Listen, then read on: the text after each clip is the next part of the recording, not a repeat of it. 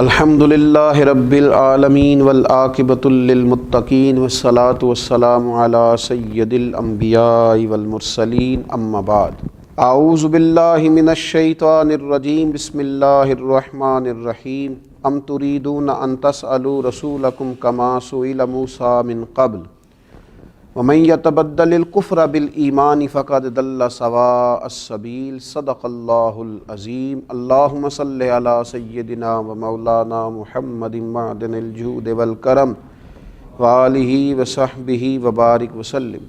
حمد و صلاۃ کے بعد بنی اسرائیل احکام خداوندی سے معاذ اللہ جان چھڑانے کے لیے حضرت موسیٰ علیہ السلام سے لا یعنی بے مقصد اور عجیب سوالات کیا کرتے تھے۔ ان کو کسی چیز کا حکم دیا جاتا تو بال کی کھال اتارنا شروع کر دیتے۔ گائے ذبح کرو تو کہا کس رنگ کی ہو، کس عمر کی ہو، کس طرح کی ہو، دیکھنے میں کس طرح کی معلوم ہوتی ہو۔ ان کی گفتگو سے، ان کے انداز سے صاف ظاہر ہوتا تھا کہ وہ کثرت سوالات سے اپنی جان تو چھڑانا چاہ رہے ہیں پر حکم معاذ اللہ نہیں ماننا چاہ رہے۔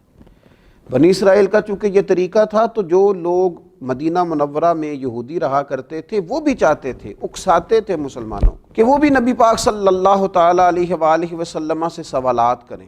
کثرت سوالات کے لیے اکساتے تھے۔ اللہ تعالیٰ نے قرآن مجید میں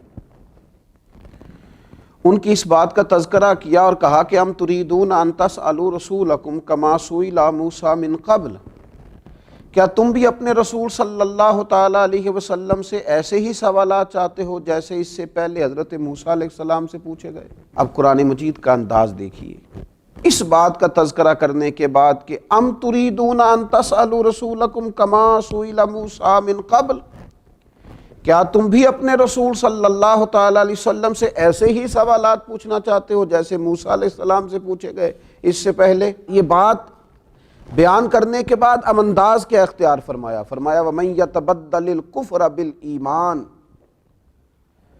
تو جس نے ایمان کو کفر سے بدل دیا فَقَدْ ضَلَّ سَوَاءَ السَّبِيلِ، تو وہ سیدھے رستے سے بھٹک گیا۔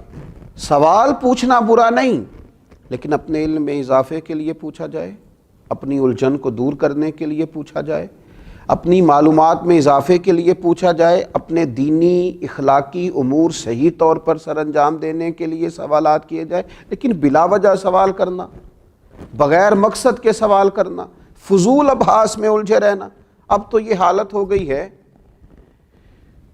کہ دیکھنے سے یوں محسوس ہوتا ہے کہ معاذ اللہ شاید دین صرف بحث کے لیے دنیا میں آیا، اور کئی دفعہ تڑپ جاتی ہے طبیعت ان چیزوں کو دیکھ کر کہ ہر وقت بحث، ہر وقت بحث، ہر وقت کچھ چیزوں کو معاذ اللہ تختہ مشق بنا لیا گیا ہے۔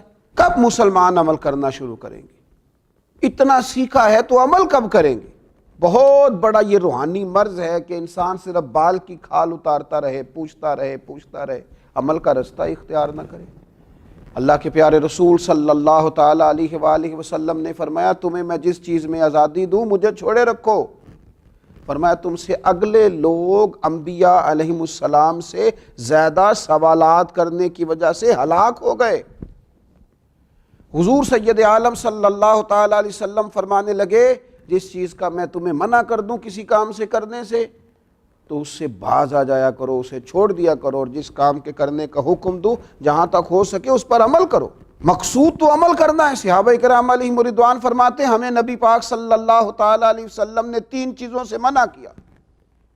ایک تو حضور نے ہمیں کیلو کال سے بحث و مباحثے کرنے سے منع فرمایا، ایک مال ضائع کرنے سے منع فرمایا، اور ایک حضور نے کثرت سے سوالات کرنے سے منع کیا۔ میں کہہ چکا ہوں ضرورت کے لیے سوال کیا جا سکتا ہے، آپ اپنی کسی الجھن کو دور کرنے کے لیے سوال کریں، کسی چیز کو سمجھنے کے لیے سوال کریں، اب جب سمجھ لیا تو اس پر عمل کریں، اور جب آپ کی تسلی ہو گئی ہے تو اب عمل کا رستہ اختیار کریں۔ کیا ساری زندگی مسلمان فقط بحث ہی کریں گے؟ کیا اپنا مزاج ہی اس طرح کا بنا لیں گے کہ ہم نے صرف الجھاؤ پیدا کرنا ہے؟ اور آج تو رواج ہو گیا ہے، الجھاؤ والی بات جتنی زیادہ کی جائے اتنا اسے پسند کیا جاتا ہے۔ اب کوئی انوکھی بات ٹٹول کے لائیں، آپ کہیں کوئی انوکھی بات میں کروں گا، کوئی نرالا فلسفہ بیان کروں، ذرا سب سے ہٹ کے چلوں گا، تو یہ آپ کے معروف ہونے کے لیے بڑا اہم سنگ میل ثابت ہوگا۔ لیکن اگر سیدھا سیدھا اخلاقیات کا درس دیا جائے، صحیح عقائد پر قائم رہنے کی بات کی جائے، اللہ اور اس کے رسول صلی اللہ تعالیٰ علیہ وسلم کی فرما برداری کی بات کی جائے اور دین اسلام کے بنیادی اصولوں پر عمل کرنے کی بات کی جائے، تو لوگ کہتے ہیں یہ تو وہی ہے جو سارے کر رہے ہیں۔ خدا کے بندو، دین دنیا میں عمل کے لیے آیا ہے، اخلاق سنوارنے کے لیے آیا ہے، کردار نکھارنے کے لیے آیا ہے، اور دنیا میں پیغام امن اور پیغام محبت اور پیغام توحید و رسالت عام کرنے کے لیے آیا۔ فقط بحث کی جائے گی، سارا دن بحث کی جائے گی، کوئی نہ کوئی نئی بات کریں گے علماء، کبھی احقاق حق کے لیے علمی بات کرنی ہوئی، کوئی علمی مباحثہ کرنا ہوا تو کریں گے، لیکن باقیوں کے ذمے تو عمل کرنا ہے، وہ عمل کریں اور عمل کا رستہ اختیار کریں۔ حضرت سیدنا انس بن مالک رضی اللہ تعالیٰ عنہ یہ روایت بیان کرتے ہیں، اور اس انداز کو ذرا سمجھنا، اس کیفیت کو سمجھنا۔ خدا را اب تو تکلیف ہوتی ہے، کیا حال کیا ہے دین کے ماننے والوں نے دین کا، کہ صرف بحث رہ گئی، صرف ابحاث رہ گئی۔ میں نے کہا ہے کریں گے علماء علمی بات اگر کہیں ضرورت پیش آئے گی احقاق حق کے لیے، لیکن ہر وقت اگر عوام سے لے کر علماء تک ہر شخص اور ہر وقت اور ہر موقع پر اگر فقط بحث کی جائے گی، عمل کب ہوگا؟ ان چیزوں کو اپنایا کب جائے گا؟ اختیار کب کیا جائے گا؟ حضرت انس بن مالک رضی اللہ تعالیٰ عنہ فرماتے ہیں ایک دن لوگوں نے نبی رحمت صلی اللہ تعالیٰ علیہ وسلم سے کثرت سے سوالات کیے، مجھے بتائیے نا، کائنات کے جتنے بھی علوم ہیں اور جتنے بھی علوم کے خزانے ہیں وہ سارے تو اللہ نے رسول پاک علیہ السلام کے سینہ مبارکہ میں رکھے، کوئی کمی ہے وہاں علم کی؟ اور نبی پاک علیہ السلام بیان کرتے، عطا کرتے۔